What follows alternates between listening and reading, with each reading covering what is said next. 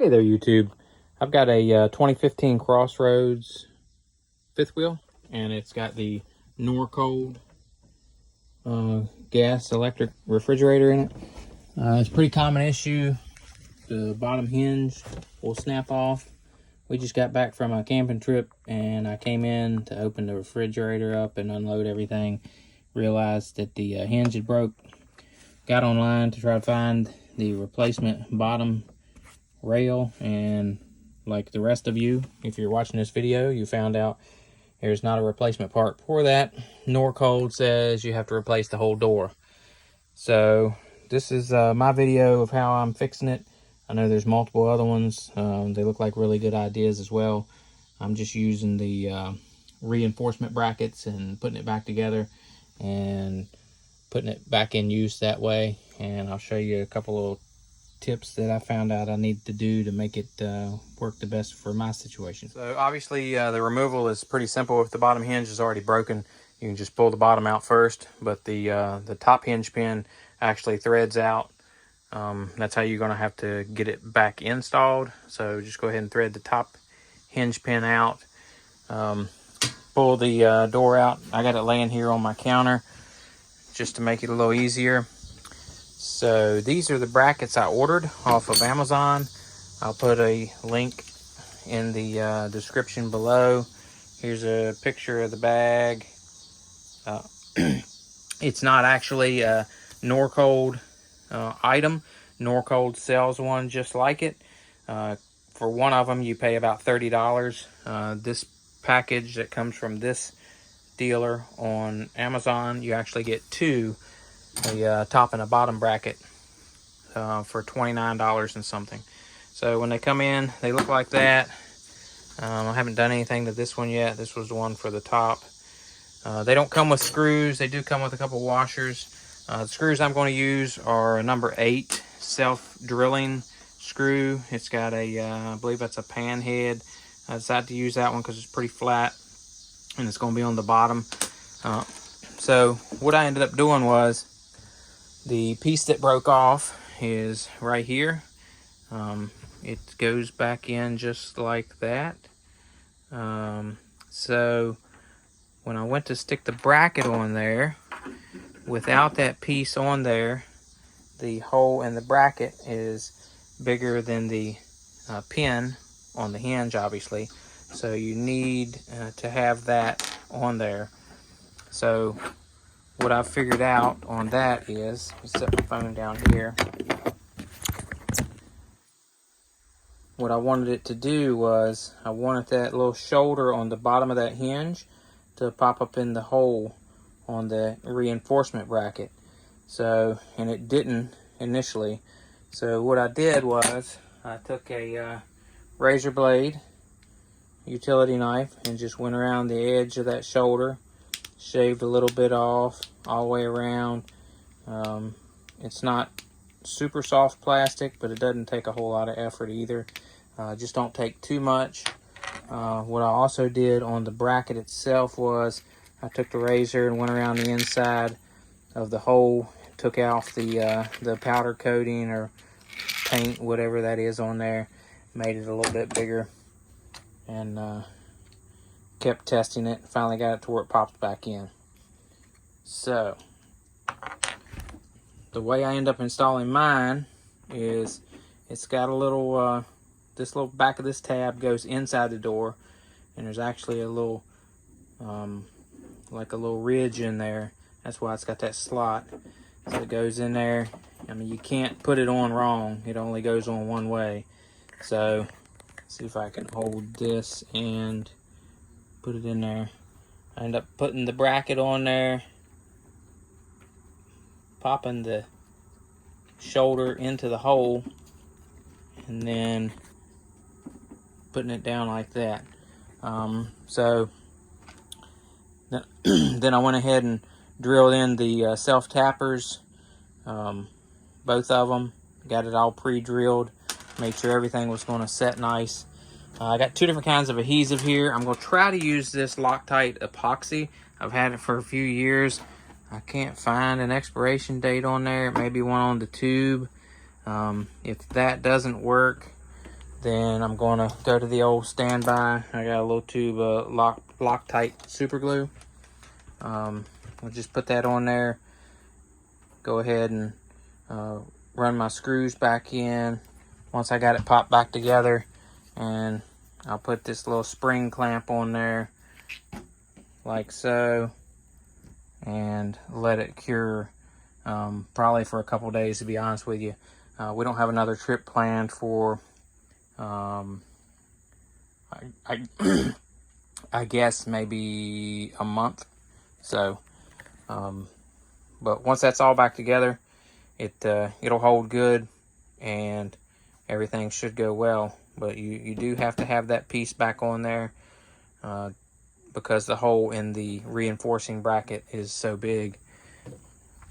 If you want to use the second bracket it comes with, that goes on the top just like that, and you can kind of see how it is when you get it. It doesn't lock onto it. It doesn't slip over that. So technically I don't guess you have to. This is just take the it's made to take the stress off of it when the door flings open too hard. I'm not sure how mine broke, if it got flung open too hard too many times, or when I opened it, I flipped my cushions up on my slide out and it went in on that. I don't know if it got in a bind there, but that's what I'm gonna do to fix it. And let me go ahead and put this thing together, and then I'll show you what it looks like when it's all back on. Okay, sorry I had to stop videoing. I can't hold the phone and work on it at the same time. I got it all put back together, and I got it epoxied. The epoxy, I'm assuming it'll set up like it's supposed to. It was actually pretty difficult to get it out of the tube. I guess this side is probably the hardener side, had hardened, I guess, and the other side came out fine. But I finally got enough out and got equal parts put on there. You can see where I ran in the pan heads. These are interior use only. I don't think they're galvanized, not that it would matter. But I guess if it condensates enough, it will. They might rust a little bit. Several people used aluminum to make a similar bracket and drilled a hole the size of the hinge pin. If you completely lose this piece right here or don't have anything to glue back, that's going to be your best route to go, because you'll need a smaller hole. Obviously, these are reinforcing brackets. They come with the bigger hole, and there's no way to really fill that in unless you got the ability to braze a washer on there or something you can drill a hole in to match the hinge pin. Alright, it's been a couple days since I repaired the door. I actually forgot about it and been working all weekend. So it looks like the epoxy has set up hard, so that's good. I wasn't sure if it was going to be any good or not because the age of it, but it's all put together now and everything's set up. I'm going to go ahead and put the door back in. We'll see how it works. Okay, got the door back in. Like I said earlier, this top screw hinge pin threads out, so put it back in, threaded that back in. One thing I did notice is when I first put it on, I opened it a couple times. I could feel the screws dragging, and the door dropped down a little bit when it opened, about halfway. You can see here the screws were actually rubbing on the metal bracket there. What I did was I took the door back off again, and I don't know if you can see it, I put a washer in there. The kit does come with a couple washers. I'm assuming that's what they may be for. So I put that washer in there. There's enough play up and down with the door on the hinges to where you can get that washer in there. It's still dragging just a little bit,